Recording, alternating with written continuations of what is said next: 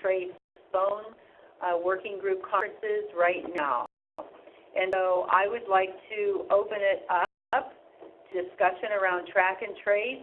Obviously, those of you on the call thought it was important enough to not only list it as a priority, but to participate. So if we could start with one person at a time, if we can discuss track and trace and what you think we should be doing in this working group with track and trace. Who would like to start? Right. Yeah. Hello, go ahead. Identify yourself, please. Oh, it's Ken Dickerson with the Emerald Grown Cooperative, and I'm interested to understand sort of the procedure, the operation of track and trace. I work with the farmers who will be implementing it, and in fact, the CEO of our organization is in the pilot program for track and trace. So I would like to suggest that we actually understand the trace as a group, that we have the SOPs or the basic instruction or orientation as a starting point, so that we are looking at it from the point of view of understanding how it's going to be implemented. And that would be my opening contribution. Thank you. Okay, great. And before I turn it over to Julie from SICPA to answer your question, I do also want to say we have some more good news about track and trace, and that's that Humboldt County has signed on to our contract with SICPA, and so it will be Mendocino and Humboldt County now that will be part of the SICPA track and trace program, and we are thinking that Trinity County will be signing on as well. So what we'll have is a track and trace Emerald Triangle component to our cultivation programs and to help our cultivators. So well, quick question before you turn over, if I may. This is Kevin Shi. I just have a quick question. That is this set that we're going with spot, although the state pay a different vendor, and is there any reason that we won't consider going with the same system the state is doing? Yes, hi, this is Carmel. As of today, the board has already authorized and approved a contract, and we already have SICPA up and running with us. And that decision was made before the state made their decision. Now, regarding Franwell versus SICPA, first of all, Franwell did not apply for our RFP, so obviously we couldn't contract with Franwell. Secondly, they are taking on a huge workload trying to get track and trace developed at the state. So at this point, see where they would even be interested in Mendocino County, since they have a much larger job. And lastly, the track and trace program that Framwell is putting together is different than the Mendocino County track and trace program. And when Julie starts, she can talk a little bit about those differences either before or after she does the track and trace 101 as requested by Ken. Does that answer your question, Kevin? Yes, that does for now. Thank you. Okay, go ahead, Julie. Okay, thanks. It's really hard to give you kind of the full appreciation from the system over the conference over this call, but I'll basically say I don't know how many of you were able to come to the outreach meetings where you could at least see the flow of the system. We have, depending on the type of operator you are, is the kind of work you'd be doing. So we'll start from cultivation. So as a cultivator, basically when you are planning to do planting, you register a production declaration, and that says what strains you intend to plant and in what quantity. And something you can continue to modify if you have weather conditions or things that would substantially change that. What that signals to the county is what they can expect in terms of yield and how you organize on-site inspections and timing. So it gives a lot of information about what's happening as you're in your cultivation process. when you begin harvesting, you are recording as you harvest. What part of the harvest, was it partial or was it full, and what weight, either dry or wet weight, that you're recording from that harvest. And again, that's just part of the county's oversight into what's happening and gives good timing information. As you process your products and package them, then you add stamps and you put the stamps on that product. If you're wholesaling, then they probably transform that, but when you stamp a product, then it's transferred out of your control to your trading partner, and your responsibility for the product kind of goes away in the system. So it's traced that it was legally transferred from you. We do provide transfer manifests that travel with the products. There are QR codes they can scan. It's got contact information from the county. So if you were stopped, you could register it as a kind of a legal transfer, legal transport. I know that's a, and our Julian Zanke is on there. I know that's a very broad brush explanation of the system, but that's really it. And I just to add a little on the branding component, is these are unique to our county. There's a website and an opportunity for anyone that buys a product from our county with this tag to learn more about where it came from, or as direction came out of the board meeting with Mendocino Sustainably Farmed, and a lot of operators, whether it's the manufacturer or a cultivator, special things they want to highlight about their product. We do have capability to have that information at the point of sale. So there's a couple other features that we can utilize, and hopefully a region we can utilize. I'd just like to say that the state system will not allow for that kind of, individuality of the county. So just have that in mind too. So I have a question is, Ron Edwards, I have a question. Go ahead. So the transfer form, as we know, that all the counties listed in this program, Mendocino, Trinity, and Humboldt, are export counties, not consumption counties. And if we are the only ones utilizing this program, when the product, say, gets to Sonoma County or Southern California, won't they, with the state system, then be responsible for putting state track and trace information on that product when it hits the shelf?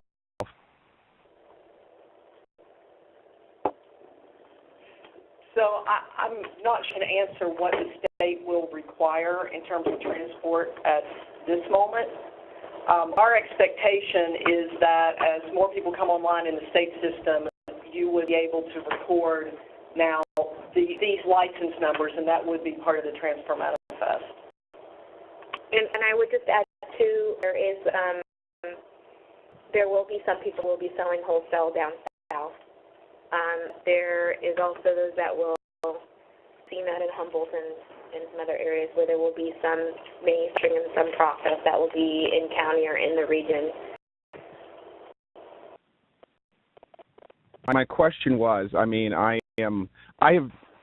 wondering if number one, if there has been a real survey done about the Mendocino tag on it. I know that was discussed in a meeting yesterday, and in talking with a number of putting a survey out and talking with a number of dispensaries, it seems that the main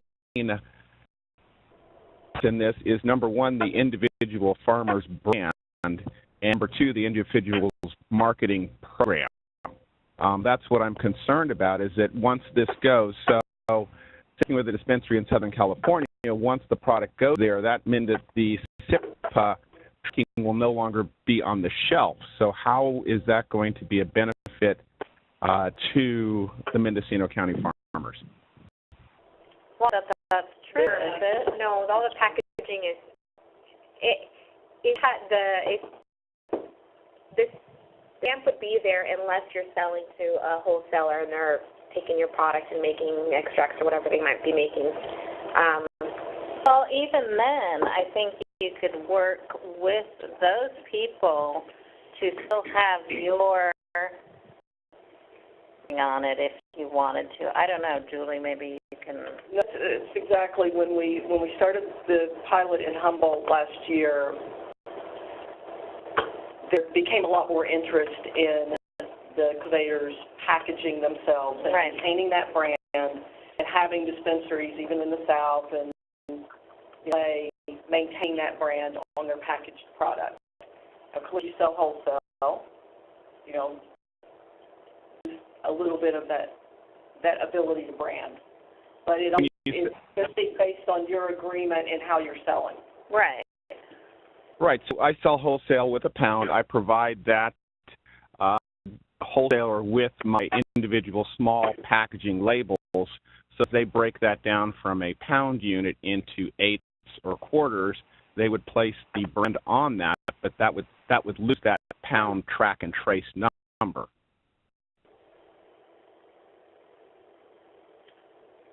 I don't think. Yeah.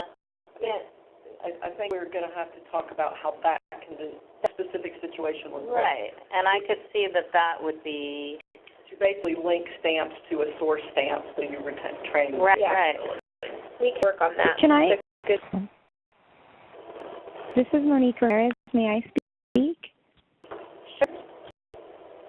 I just wanted to, I guess, find out really what the intent is behind track and trace, because it's been my understanding that it was to be able to inventory our data, and then also for the state as well as the county to be able to see what we have. And so now we're kind of talking about this is also a feature of branding and saying that this cannabis is coming from our region here in Mendocino County. But a lot of us are going to be wholesalers, maybe working with larger distribution companies. And then I don't really see what the benefit is for having this special branding, because for me personally, I've been working with Flocana, and our stuff is getting sent to them, and then it goes on to retail locations, and they put their brand on our flowers. We're also contracted through our own cooperative to, certain types of strains for the benefit of the cooperative, but my personal farm name is not going to be really featured that much on it. So I don't see how that's a benefit to certain farmers that are in that situation. And I really thought the intent of the track and trace is to literally track and trace where cannabis starts from, where it goes, making sure that people aren't doing things illegally on the black market. And so I don't understand this new feature of a branding portion of it, because that seems like the selling point that we've been given from this vendor, why we're not just going with the state. So maybe I can get clarity on that. The purpose of track and trace is all of the things that you said. We talk about the branding because not a lot of people know about it because it's necessarily a part of the state's program. But those are all of the reasons why we're doing it. And all permittees and licensees in our county will have it, including when our cannabis facilities business license comes on board. So if you, from cultivation to point of sale, every single license type in this county will have to be in the program. And regarding Flocana, this is Carmel again. Regarding Flocana, I have met with them actually multiple times. And they're very clear that they will be part of our track and trace program. They've also talked about doing the track and trace inputting for the cultivators that bring flower to them. So it may be, if you're working with Flocana today, you might want to talk with them about track and trace. They see it as a benefit that they could provide. They also understand the issues of the cultivators as we do around harvesting and the work that you do and how that will fit in with you actually inputting into the track and trace system. So I would encourage you to talk with them. I don't think that Amanda or anyone from Flocana signed up for this particular working group. A question on operations. This is Ron Edwards. So how many, I know Fernwell has integrated with a number of the, I'm talking business operating systems out there, such as MJ Freeway, Trellis, BioTrack. How many of those major software or minor software systems work with SIPCA, and how many of them will allow you to use 2 track and trace systems? Well, integrations, including with Franwell, is done via API. So any system, and it is a requirement of the state, so any system would be able to interface with the state system via standard API. And our API, in some way, works much the same way. So it's not business dependent. My question is that those systems are designed to work with a track and trace system. Most of them work with metric. So they've already got a system working, and I haven't found one that allows you to use 2 different track and trace systems to go into their software. And as anybody knows, that as we expand our business, we are going to be going beyond the capabilities of QuickBooks or a spreadsheet. We're going to need to be able to have orders, inventory flow, projections, and such standard business practices. So I'm concerned that we'll be operating with getting into 2 different software systems. Objective is to not have that happen. And most of these systems, again, we're working with a standard API, so you should be able to interface. It's a relatively agnostic interface, so it doesn't matter what the end-to-end systems are. It's a standard. Well, I guess what I'm saying is that out of all of the 4 states that Franwell works in, out of all the counties in California, only 3 counties will be requiring a dual track and trace system. That's a concern that I see as a problem going forward.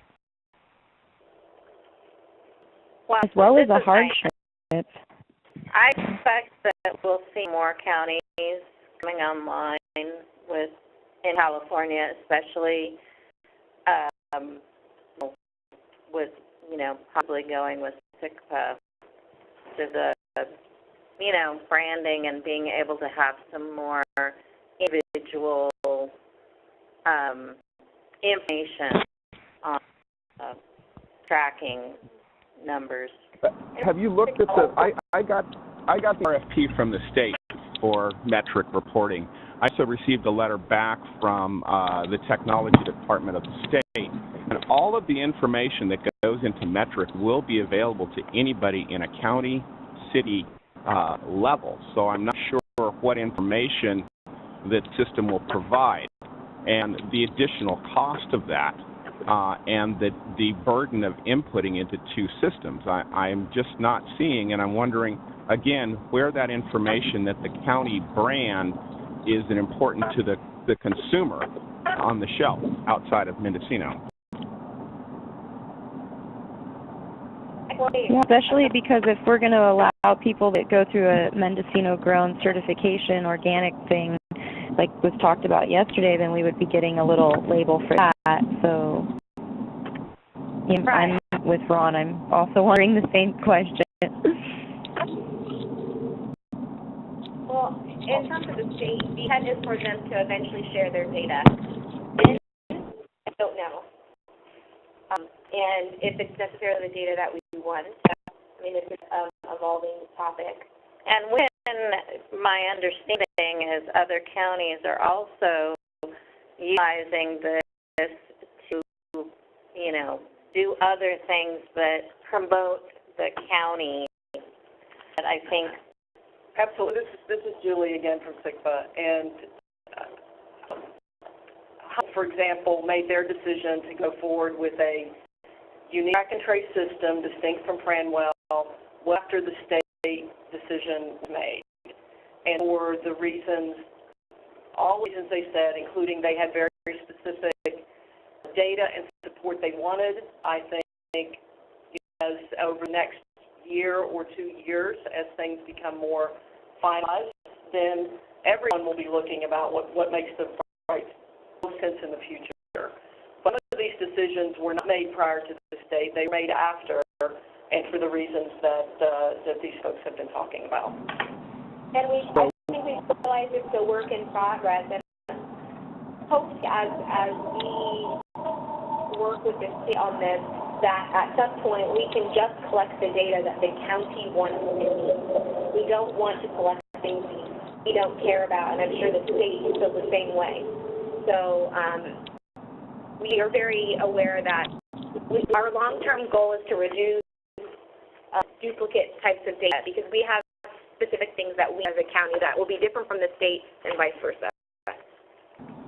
This is Kevin. I have a question. So right now, for let's say for our farmers or even manufacturers, when sending their product to a retailer or distributor, like in Southern California, then what do they do on your system?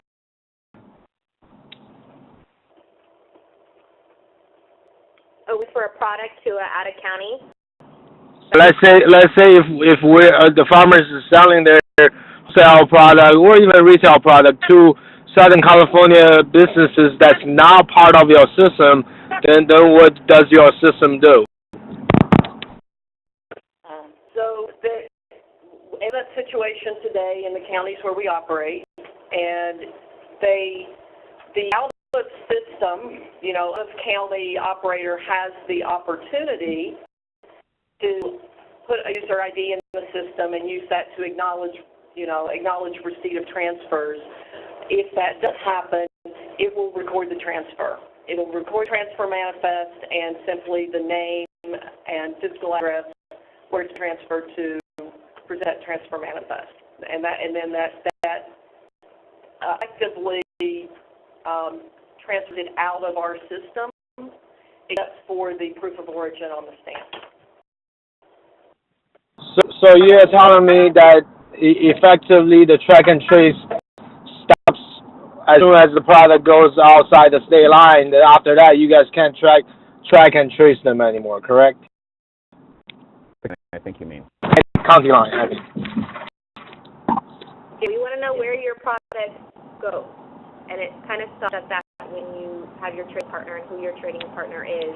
And I think what would be helpful is maybe at a later date where our actually shows this done in person, because I think it's a little easier with more interactive dialogue.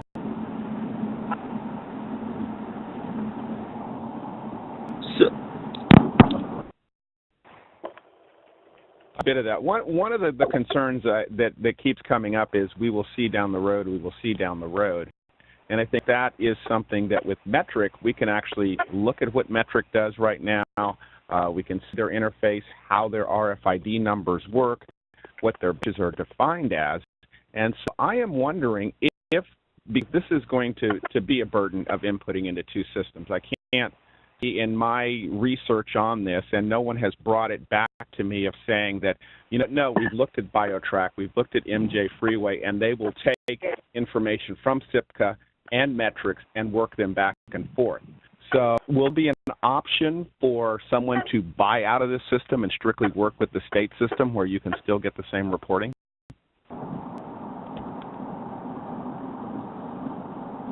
I cannot have the same concern that was covered for sure, because right now it feels to me this track and trace is for Mendocino County only, and it stops kind of outside the county, but by law, we have to make sure we have a track and trace all the way to the end.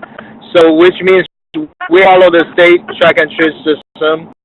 And then this will be extra burden, extra cost us to utilize this system that cannot cover the entire state, but we have to use them. I just don't understand what's the reason behind now the state has one that we have to do another separate one. If it's just for branding, it's definitely not worth it. We can solve that problem with tags or labels, but we're talking about the county want to collect more data for the county to use later. Maybe this is some cost or some work that county can take the lead for and take off the burden for all the farmers to have to follow the state track and trace system and this system. Because right now, from what I can hear, I cannot just use SIPCA and not use the state one, because I mean it kind of ends outside Emerald Triangle. Is that correct? So right now, there is no state system or state requirement to track it outside the county. So I can't, when you do a transfer today, the system records the transfer. If somehow that product was diverted and there was an investigation, you know, you would have a record. That would be the last known, you know, in our system would be a transfer to a trading partner, which would be with a physical address. State system comes online, there's an ability, and we have a registry of licensed trading partners, and that's a little bit more visibility and control outside the county than exists today. But that system doesn't exist, and so we don't have a requirement for it, and we can't track outside of it. But even when that system exists, it sounds to me that your system won't be able to do anything for us. Like we have to follow the state system as well. Is that correct? Honestly, I can't speak to that because the state system isn't online and they have not published the interface requirements and how they'll work with local systems. But we're expecting dialogue to continue to happen. You know, the state has put out information and made it very available and sent me a number of emails as to what they'll be tracking, what information will be available. All I did was send the Bureau an email requesting that, and they sent me the email back. In fact, I forwarded to the county the information that they were providing. And I think there's a variety of information out there. I've been in discussion with state, you know, as we did yesterday, about what they'll accept and how they'll accept and how we're going to handle things like UIDs. So not all of that is fully defined or published. But we're looking at two different, you know, so we're going to have a county stamp. We're going to have a metric RFD on the plants also, correct? Because your system is not going to eliminate the RFID tag that metric requires, correct? We have two tagging systems. We don't know that. We want our stamp, and the state has their tag. At this time, that is the reality. But it could change, we don't know. Yeah. Okay. But as this, we have our stamp, and the state will have their tag. And right now, I mean, the other thing too is that jury's still out here as far as what the state will actually do and when they will actually be up and running. So there are a lot of unknowns. What we know is that we have a track and trace system. We're getting it up and running. We have participants in the system. And, you know, we'll move forward and hope that we can marry up these two systems. Right. So working hope, working future, and we're talking in an abstract like. Let me finish my statement before you talk over me, please. The fact that the county intended on have a burden to the cultivators or any of the permittees, and so the intention always was to either have one system, have two systems if the state went with somebody else that could speak to each other. And our intention with SIGPA has always been to really put a system in place for track and trace that actually benefits the cultivators and the industry. So that is still our intention, and we can talk about a lot of different things around track and trace, but everything is just really suspect because we really know until the state comes out with their system. It doesn't matter what they said to you. I've been in government for 25 years. I've worked with the state for 25 years. It doesn't matter what anybody says until everything comes out as a final document or a final program in writing. And so right now, all we can do is wait and see and get this system up and running, which we're doing. So I have a quick question. So if this is Kevin again, is there a benefit for us to do this track and trace right now before it starts their system? Because it sounds to me that anything goes out of the county line, if we just have our name and the address, I don't think that's valid enough for us to be able to track anything down at the end. So we talk about this track and trace program in the county, although most of the product move outside the county anyway. Should we just wait until the state has their thing, or is this something that's written in the ordinance that we have to start right now? It's in those ordinances, it's in the cultivation, it's in the business license, and there are data points that were requested from that has nothing to do with where your product is transferred to. But they're in both ordinances. Like the ordinance is still being revised, and I feel like we have this working group to decide, anything can be changed. I've looked at the contract between Track and Trace and the county, and there is a Section 19, it talks about termination, and it says the county has and reserves the right to suspend, terminate, or abandon the execution of any work by the contractor without cause at any time upon giving to the contractor prior written notice. So, and it goes on to talk about that, but there's a way to get out of this, even though there has been a contract signed, and it says that in the termination section of the contract, also, cents shall be computed in accordance with Exhibit B, provided that the maximum amount payable to the contractor for the use of its cannabis inventory system to collect data and produce reports shall not exceed $28,000 payment for services provided hereunder prior to the effective date of said suspension, termination, or abandonment or lack of funding. So I think everyone's just really trying to figure out what's the benefit to having two track and trace systems, and if it's really, at the end of the day, just an extra branding thing that we're getting, is that really a benefit to us? And if it is the intent of the board and from everybody to make this as easy as possible, entering data into two systems or however that's going to go is going to be extremely difficult.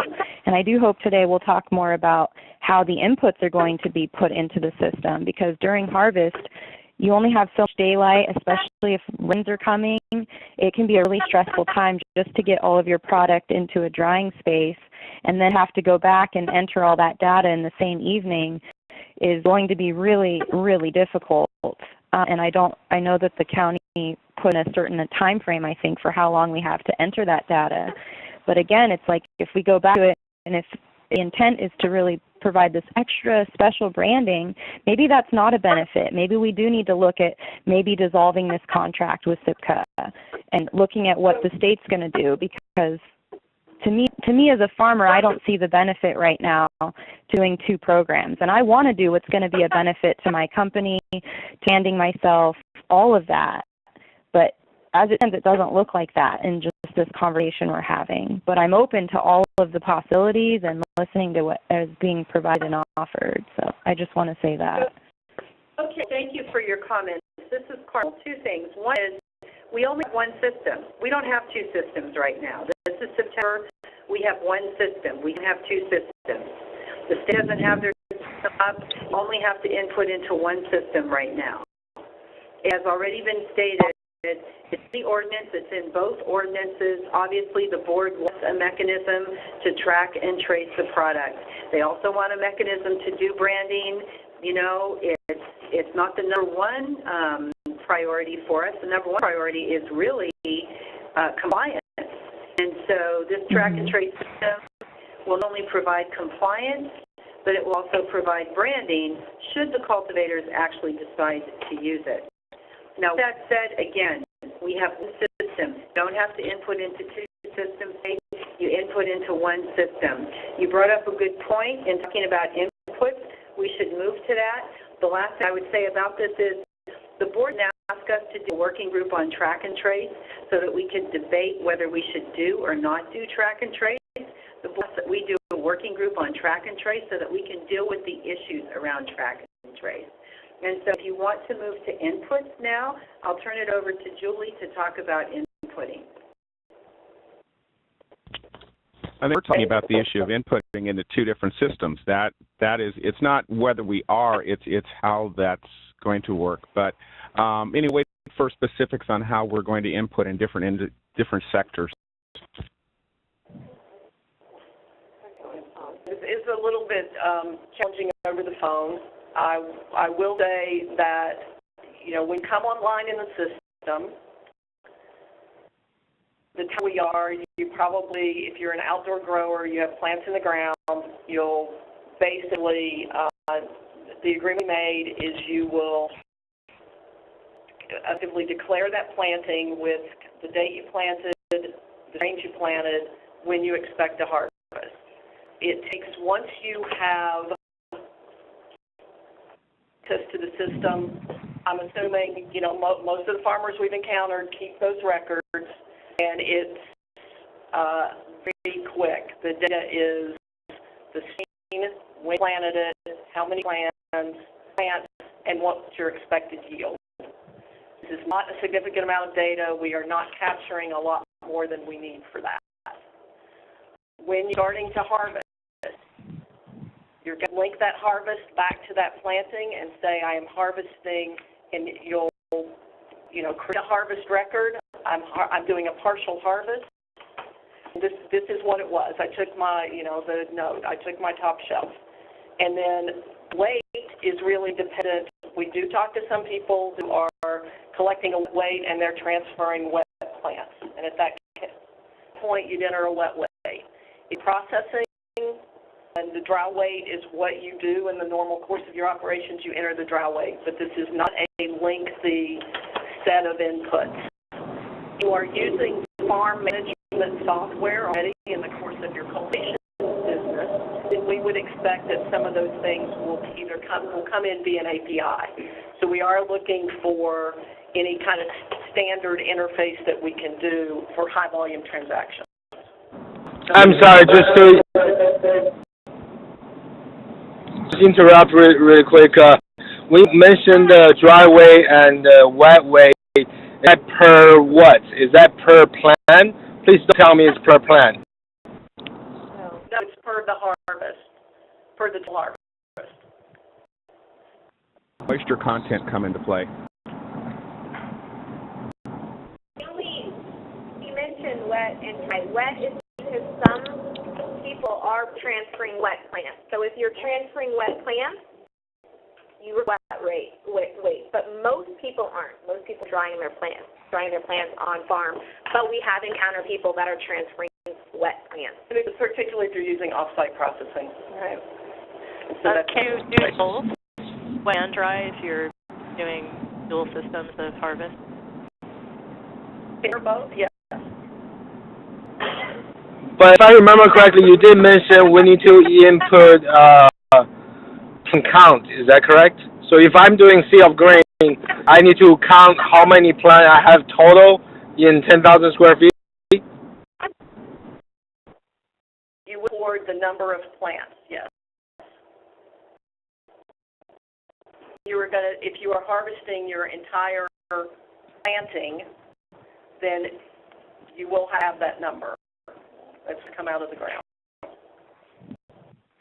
What's important to the county is to see how much the plant has produced, and then that dry weight that you're then going to send off for testing. Is that what's important here? Because the wet weight, of course, is the product seem like there's more, but once it's dry, it's reduced by at least almost 50%, maybe more, maybe 80%. And that product will then go get tested, and then it hopefully passes, and then we'll go into the marketplace. So is that what this track trace's intent is, to really see what the amount that is going to be put into the market? Because there's going to be leaf that gets trimmed off when you're hanging it, that's not going to need to be included unless someone's going to use that to process it. Like, how are you guys looking at that data? Because that's where I see the burden of the farmer having to, keep track of all these little components. And the stems, that's not something that will be useful in the product. So do you guys want to see record data of that?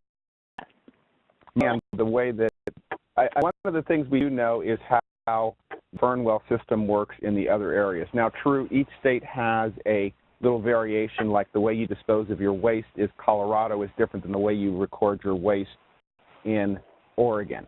And so Metric also has a spot for your moisture content. So we're going to be having a much more intense, you know, the state is not going to be as simple as what's described here. So those are going to be issues that are coming. Correct. That the system as it exists today is far more complicated than we are requiring. We require a weight to be entered for harvest. And we do have situations today where people transfer wet product to off-site processing, and it's the wet weight that they report. And we don't try to, you know, we are not correlating between the two. That data is there for the county. And they wouldn't, at the point of transfer, you wouldn't have a dry weight. Also have the opportunity for dry weight, and that's going to be when you have dried product and you are going forward with your transfers. That's going to be what is more available to the county to see. That's what's going to show up on your transfer manifest. And there's types of products that you'll record, whether it's flour, whether it's trim, or just your waste that you are. Right. So if we fast forward and we are now in April of 2018, the state system is up and running, and we find that the state system covers all this, we have a review at some point to see if it's important to have redundant systems, or will we get to a point where we say, you know what, as a state we can get all this from the state, we don't have this $20,000 contract, we're not putting this extra $1,000 a year burden on our cultivators. Is that something that we'll be reviewing in the future?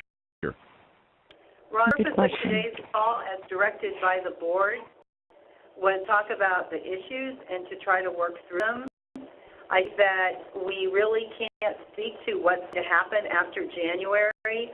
What I can assure you is that if the state really does come up with a system in January, we will talk about it then. But right now, it's September. We've got a few more months left in this year, and what we'd really like to do is deal with today's issues. Well, I'm thinking of businesses. As businesses, it was still with today's issues. We could wait and come back in January.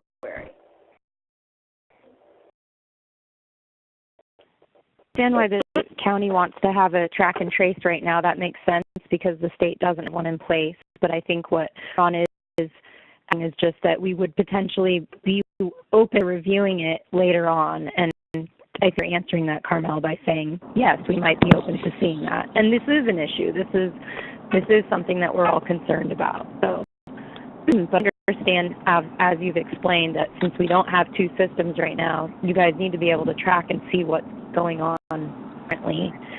Is there any chance someone can speak about how that will be integrated for off-grid farms? If this data that we have to enter is something that's easy for us to use off-grid with limited access to. So actually, right now, and that's not a unique situation, but the system itself, you ultimately must record the data. You'll have to have internet access. So we do. Okay. I have not encountered anyone who doesn't keep their own records. So we do have a lot of farmers who do their, come back and enter the in the system.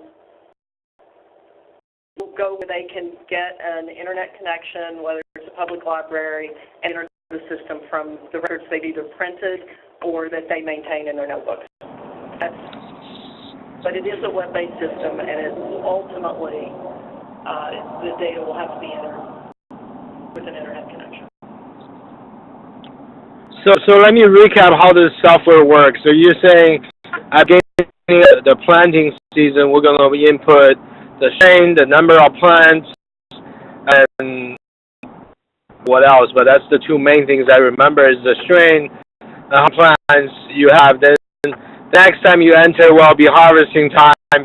What we think is total weight for the entire harvest. Is it total weight per strain?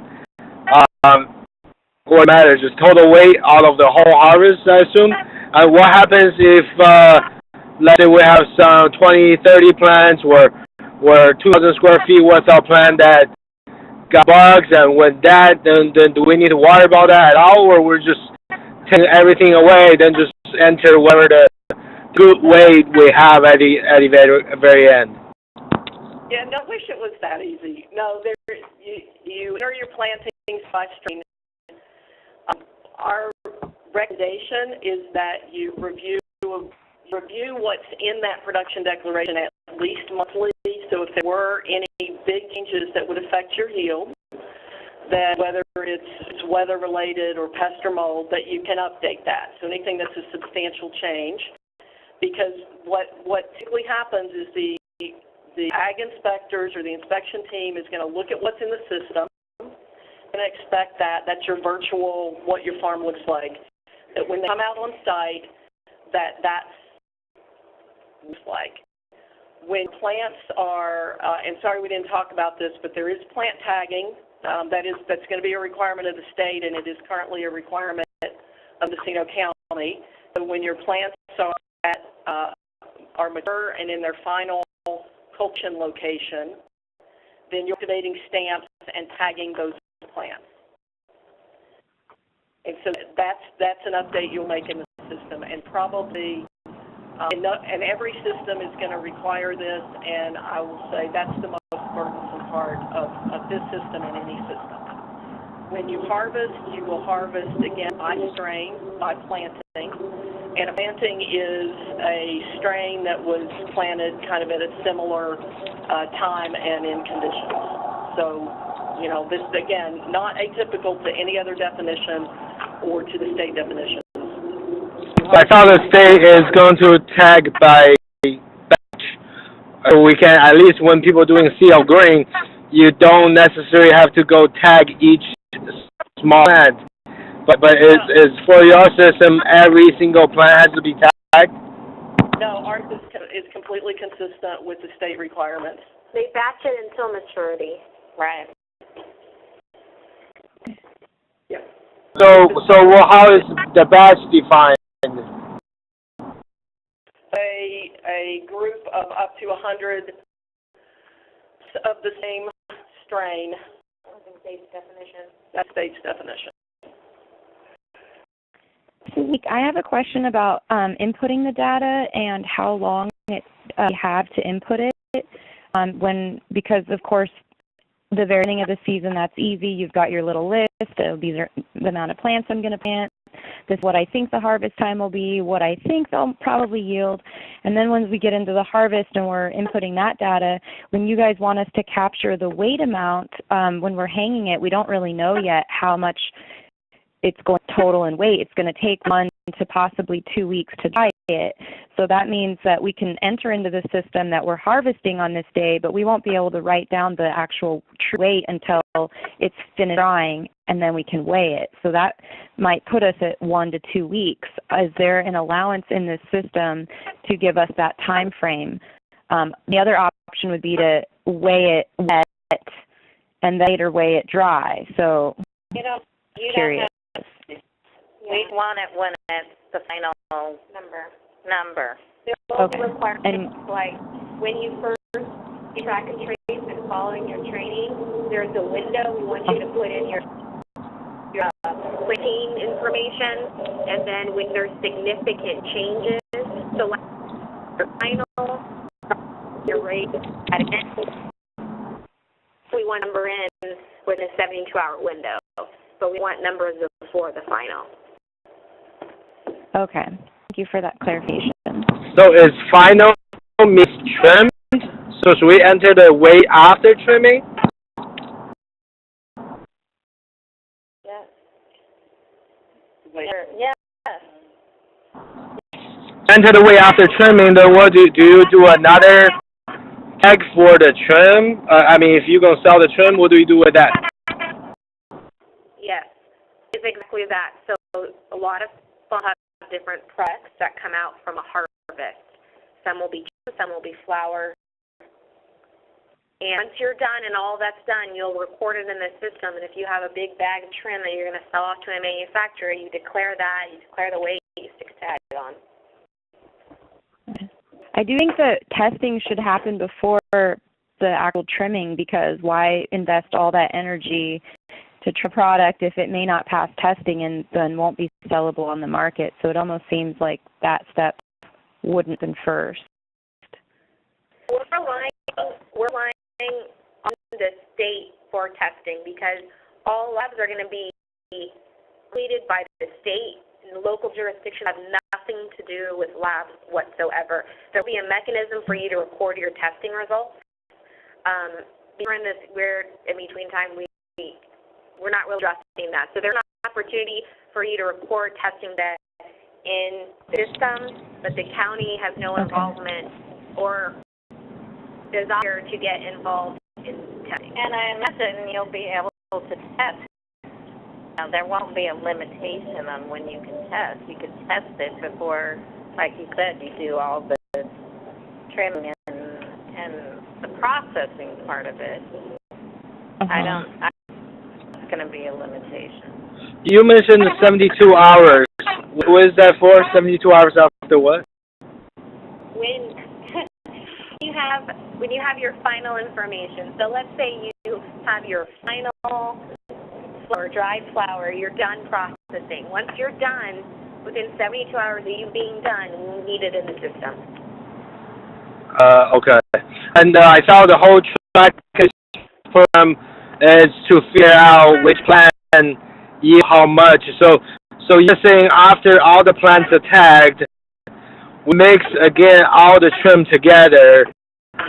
We need to individual tag each plant's trim, or how does it matter? Like so say we have 200 plants, there are 200 different tags, but at the end all that just put into one trim tag.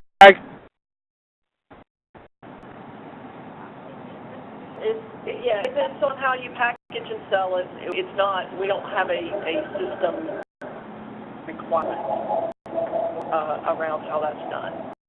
I go into a lot of depth on a lot of these things when you come to training. So sometimes it can be hard to visualize without seeing the system. And most of you that are in the application process, you'll be in our trainings as well. And I think it would be beneficial for our next meeting to maybe have it in person so that you can see the system and we can walk through scenarios and show you guys examples. I think you visualize, not just hear. WebEx program, I think you guys can just share your screen with everyone in the meeting if we can schedule that ahead of time. Yeah, so I'm not in the system today. I happen to be here for our other training, so I don't prepare that. I will say that the thing that makes it hard is there are many kind of operational scenarios, and people process differently and they do different things with the end results of their process.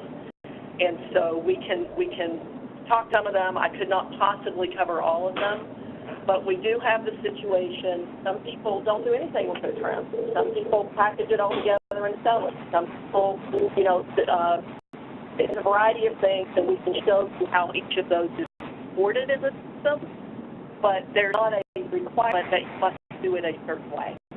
I guess my main point is I'm just asking these questions to see if there's really a reason or benefit for us to have to tag each individual plant, especially for people doing batch sea of grain. That's just a huge amount of work that we have to put in and buying the tags, and if at the end all the tags just combine together to one single weight from this one farm, is really a benefit of tagging each.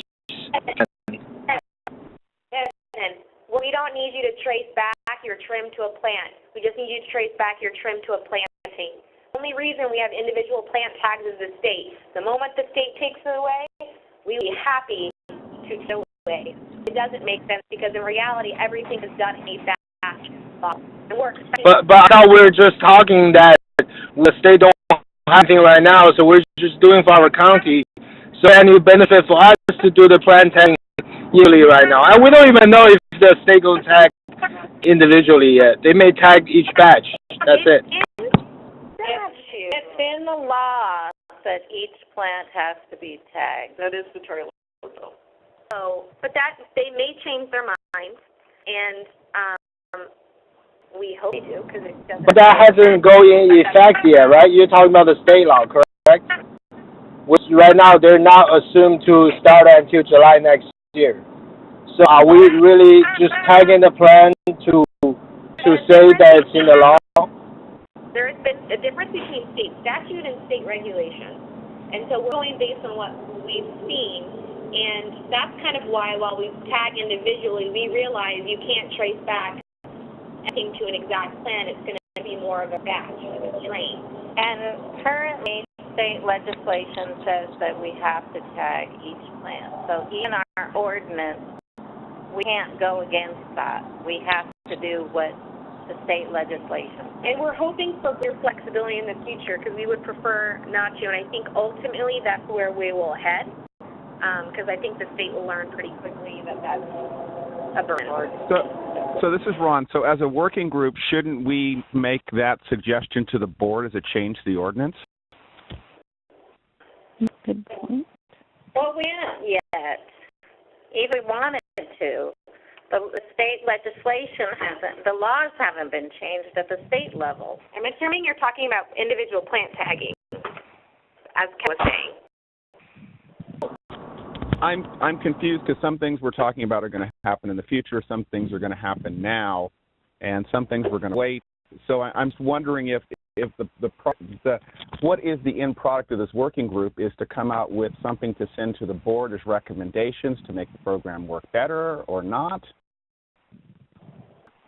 Ken Dickerson from Co-op. So one of the things that Emerald Grown Co-op. So one of the things that I'm wondering about that could be a practical matter is if this group needs to require the individual tag of the plants before the state is actually doing it. That might be at the working group of question.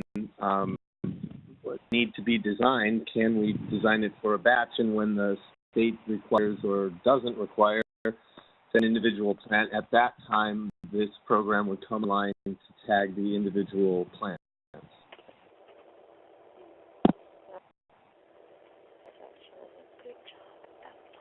Offering that as a contribution, as a potential recommendation from our point of view, if this that's working on this agrees that this will probably be dealt at the state level, isn't required yet, doesn't need to be required right now. Which might have several hundred plants in it. So when planting already has multiple tags, if it had individual tags, it might have hundreds of trees for a batch. Just looking at they're actually grown in big depth or canopy or deep green that's been referred to. For a 10,000 square feet farm, they're going to have thousands, more than thousands of plants. So we're talking about each individual tag is going to be extra cost, extra labor to put it on. At the end, I assume each tag you're going to want more information for, or don't you want it? I don't know. If we're talking about input of weight for each individual plant, eventually, that's just going to get very crazy.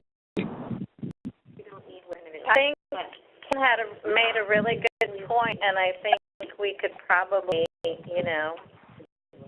look at that.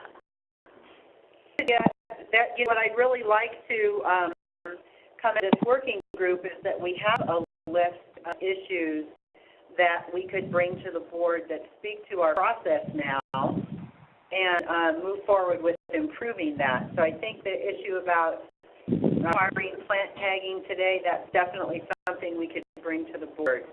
I don't know if there was another issue before this that's a possibility, a possible discussion point other than this. It doesn't sound like I missed anything. Okay. Okay, it's about 12:30. Other items around inputting or any other discussion items regarding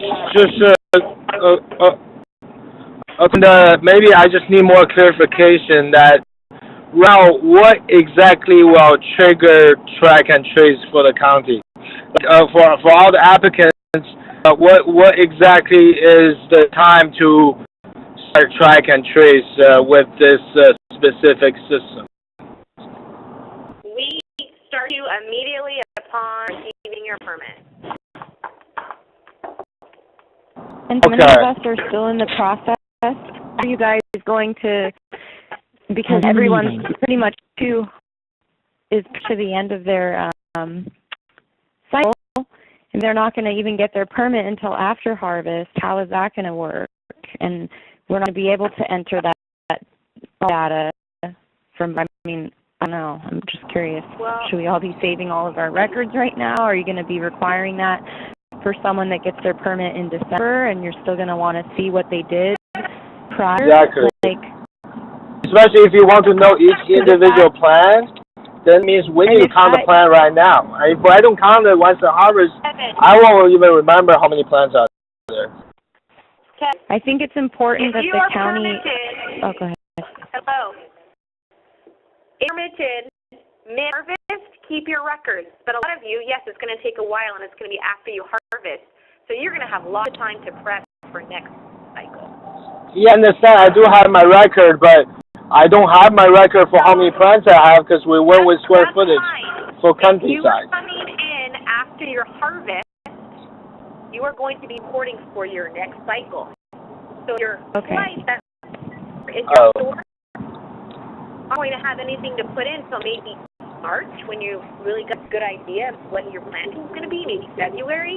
So if you're an outdoor grower and you get your permit in like January, you're just going to have a lot of time before you actually enter in data. So you're saying if we don't have permit until after harvesting, we're going to start track and trace for the next batch? Yes. Okay. Yes. So then if you're an indoor, a mixed light, or an outdoor will depend on how soon you have to put in your data. And so the other point is that for those of you that have not attended a track and trace training, if you will attend track and trace training, you'll get not only a better understanding of the system, but really have more one-on-one time to get your questions answered. So I haven't signed up, that consider signing up. Now, what we've done, though, is if we're getting trained are those that have submitted or are very close to being permitted. Kevin, I know so that you're looking at processing plant, not necessarily cultivation. And so we're looking at having a training for other, for non-cultivation licenses. So if you haven't been included, I think we're included. We're doing it. All right, good. Okay. There's a training tomorrow that I'm already signed up with, but we went to the first training as well that was set up. General feedback was that when they got out, people have that training without knowing exactly what's going on. Anyways, they didn't really have a good idea of how the system looked or how the details is going to be implemented. I guess back then we probably don't have that many details yet. So I'm hoping this training tomorrow can be more hands-on and people can actually walk through the whole process with us. Yeah, Kevin, what you attended last time was an information session. These are trainings where it will be hands-on. SICA will be there to actually walk you through the system and answer any questions. Perfect. So Thank you. I hope you attend tomorrow. Now, with that said, we just have a few more minutes. I think what we've come up with, though, is really good, which is, do we have to require plant tagging? So we will be dealing internally with our cannabis team. We will see how we can work this to possibly not have plant tagging right now, but I don't want to commit to anything until we actually work it through our cannabis team and make sure that there aren't any areas that we're missing. So with that said, I want to tell you when the next working group calls are for track and trace. The next working group call for track and trace will be on September 20th, which is a Wednesday. It's next Wednesday, so a week from today. We'll have another working group on track and trace, and that will be from 10 to 11. And the one following that will track and trace on September 26th, which is a Tuesday, and that will be from 10:30 to 11:30. Cass from my office will send you an email giving you those 2 dates.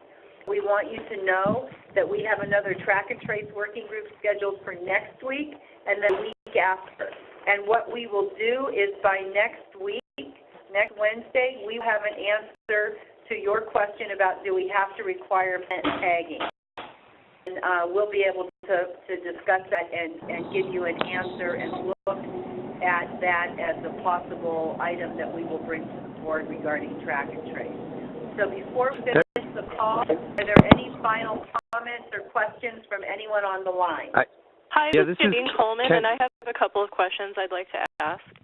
And I'd like to get in line too. It's Ken Dickerson. Just, thank you. Go ahead, Ken. So I have a question. Cindy can go first, please. Yes. Thank you. So one question I have is regarding compliance with SB 94 and the requirements that, say, develop a county of origin for each, a county of origin program for each county. And so my question is it going to be executed through the metric system? The Mendocino Sustainable Stamp has, additional qualifications attached to it, so I imagine that wouldn't be suitable entirely. And so would that be one of the purposes of the SICPA stamp? Would it satisfy that, or does the metric system or the Mendocino stamp satisfy that? No, I don't. But I think, go ahead. We don't really have any information on what CDFA's plans are in terms of the county of origin at this time. I'll let Ann chime in if she's heard anything. I have not, and we have working with SICPA to come up with a, hopefully, Mendocino sustainably farmed tag. Well, my understanding is that the county of origin requirements come into play January 1st, 2018. I'm looking at the language right now. And the issue with the sustainably grown stamp is that it's an additional qualification that is attached to that stamp, whereas the requirement from SB 94 through CDFA is purely provincial, right? So it's just county of origin. And so I don't imagine the sustainably grown Mendocino stamp would satisfy because you would be adding that additional qualification to it, and therefore, anything that doesn't fall under sustainably grown in Mendocino still is required by CDFA to have a county of origin designation.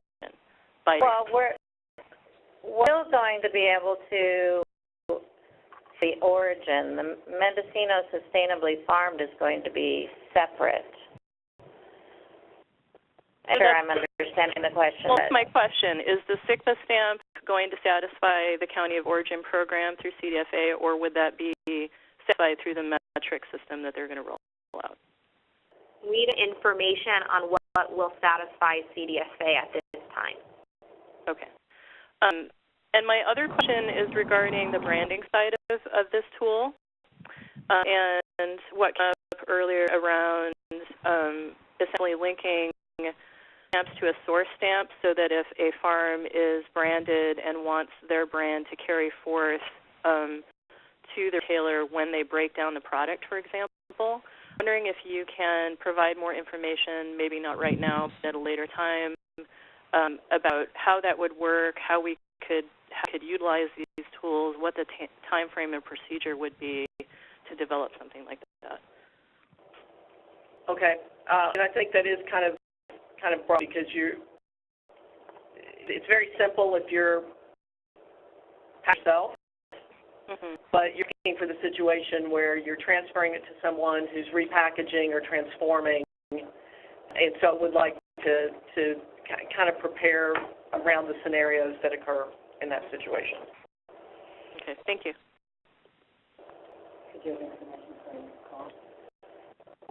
Hi, this is Ken. Ken, this is Carmel. Before you speak, I just want to say that Janine's question around branding linked to a source stamp, that SICPA will have information for us at the next call. So we'll add that one to the agenda, too, for the next call. Okay, Ken. Thank you. So the question that I have is to understand on a couple. One is, it seems like in order for things to be tested, that effectively an inventory is being created. So to have a challenge to track their inventory and have systems to track their inventory, and it seems to me that getting in and out of this system, getting the information in that makes you compliant with the system and getting information out of this system is one possible advantage, given that the ordinance requires it and this is the program that's happening. So I wonder if thought is being given to the way in which this data is collected, if that has sort of an inventory capacity. In effect, you are tracking the inventory of these farms. So that's useful. The other aspect is to how will people interface with it? Is it something that they're going to be able to do on their smartphone? And then when it comes time to pull the information out or to look at the reports for the farm, is the system creating the farm's ability to do the input and get those reports, or will the farms have to have a system that generates the reports that load into the system? It's a little nuanced, but it's where we're at in our design, in our inventory management system, is knowing how it's going to work with the vendors that we work with, and in effect, SIG becomes a vendor. So thank you for taking my questions. Sure. And so I would say we certainly operate in the situation where the farm does not have an inventory system. It may be paper, it may be Excel, and they tend to use our system to track inventory because it does meet compliance. It doesn't do things like point of sale. It doesn't manage banking. So there are things that commercial systems do that are more relevant to those situations. If you were looking for pure inventory function, what are the strains I planted? What was the result of those strains? And everything that you enter into our system, you can export to Excel. You can merge with other data or other data inputs and do analytics. So those functions are available. If you're in a situation where you do require, you have a more commercial business, you do require more of an inventory management system, where we tend to see more data coming in via an API, so that you're only entering it in the system that you use to manage your farm. If I can have a follow-up question, then do you have open API for plugins? Do you have the ability for us to custom plugins with our end, or do we need to engage with you? That's what I understand to be the difference between open and non-open API. And then do you have plugins? For instance, Metric has a plugin with Fishbowl, which is an inventory system used in the environment in Oregon. And so these are very practical questions for us to try to look ahead to how we're going to be able to interface with all of these different systems cost effectively. And so that's why I'm asking about the plugins. One is, do you have them? Do we have to contract you to create them? Or do we have the ability to come with, under the open source API and create a plugin that would make our system speak with your system? Our API is open. It's based on an open standard, and we do not have any specifically configured plugins with any commercially available system today. You mentioned that you do a certain amount of customizing. You said different operations do different ways that they're configured. Is that at the inventory level, or could you speak a little further about what you meant by that? You're talking in terms of API? You said earlier, what I thought I heard you say earlier was that the way that the reporting is done is specific to the operations to some degree. Oh, yes. Yes. I guess what I meant by that is we don't impose, we are enabling policy, so we don't impose a particular rule at this point around wet or dry weight. And so we do have situations or around testing because, you know, we operate in counties where they've mandated a certain method and kind of testing, and we support that. And in Encino, you know, we are not addressing that at this time. So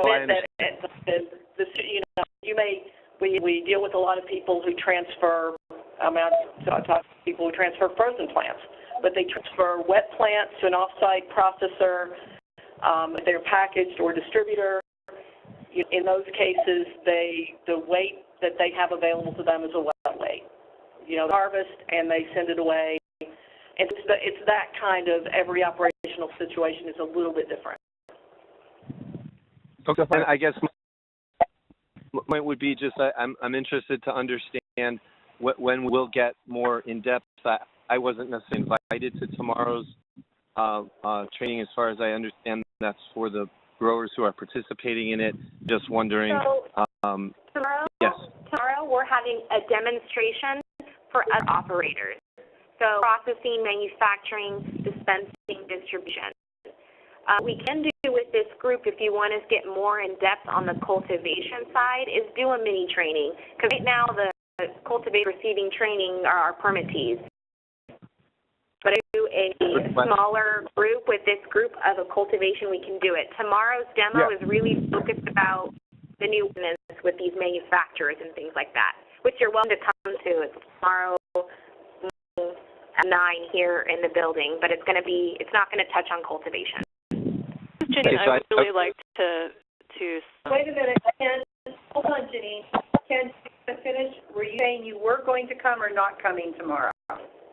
I wouldn't be able to come tomorrow, so I would love to take up the offer to get training the way that was described. So Ken, what we can do is not meeting on the 20th, but the meeting on the 26th, we could do a demo, and you're welcome to come here to the admin center for that demo. On which date? Which date? The 26th meeting. September 26th, that meeting we could demo. Yes, I could come for that. Thank you. I appreciate it. Okay. I have one last question. Ron, I have a question. I wanted to say I would like to do that training as well. I think that would be very helpful. Thank you. Okay, that's on the 26th, and what time did we say the 26th is? 10:30. 10:30 on the 26th. But again, we'll phone conference next week, but just plan on the 26th at 10:30 to actually come to the admin center. Okay, any final comments before we close? Quick question, that demo is going to be focused on cultivation, track and trace? Yes. Okay, thank you. And thing maybe we can talk on the next meeting is with farmers markets and the Emerald Cup coming up, how this interface will work in those situations. Okay, Ron? Yes. Yeah. Okay, so you're talking about farmers market, Emerald Cups, and you talking samples or what? I'm talking how we will report the system when in those situations, because the Emerald Cup is just announced booth. Okay, so just to recap our meeting today. Again, I want to thank everyone for taking their time. I want to thank our staff too for being here. We know that tomorrow is a track and trace training, and we're not doing a demo tomorrow on cultivation. It's the other licenses. I think Kevin will be there. Well, as far as the topics today, a really good question came up about do we have to require plant tagging? We will have an answer at the next call next week. The next question that came up was about CDFA's plans for the county of Oregon. We don't have an answer.